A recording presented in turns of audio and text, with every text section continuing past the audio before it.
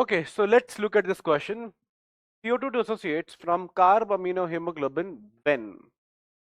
तो बेटा ये आपसे पूछ रहा है कि आपके पास CO2 है और वो जुड़ी हुई है हेमोग्लोबिन से।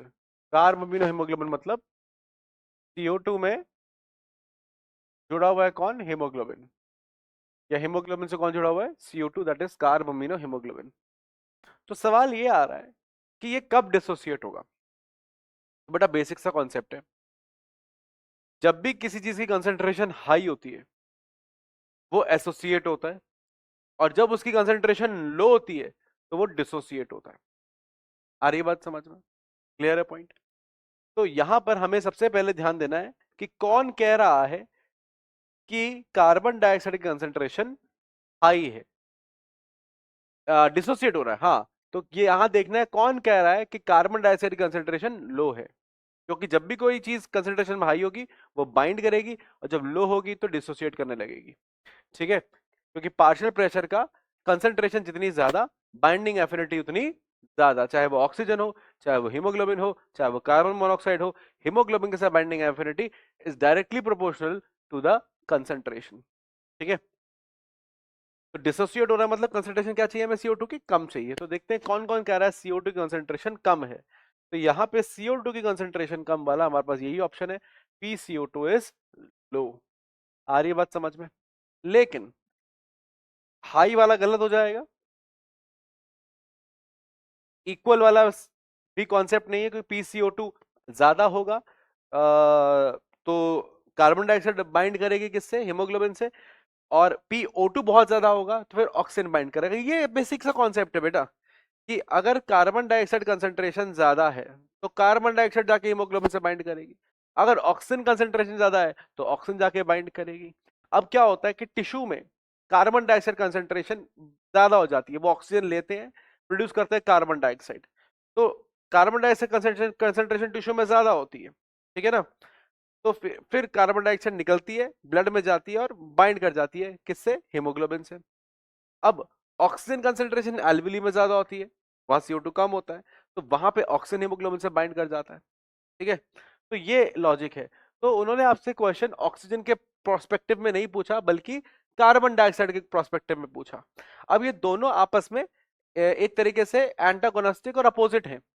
एक तरीके से आप इनको कह सकते हो कि कॉम्पिटिटर्स हैं एक दूसरे से, एक तरीके से, है ना? तो जो चीज ऑक्सीजन के लिए होती है उसके रिवर्स चीज कार्बन डाइऑक्साइड के लिए होगी in the context of haemoglobin. तो यहां पर CO2 लो होगा तो पार्शियल प्रेशर ऑफ ऑक्सीजन क्या होगा? हाई होगा।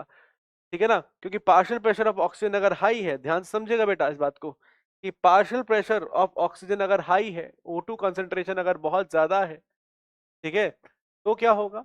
O2 जाके बाइंड कर जाएगा हेमोग्लोबिन के साथ, ठीक है, और बनाएगा HbO2 और लिबरेट करेगा H+, लिबरेट करेगा H+।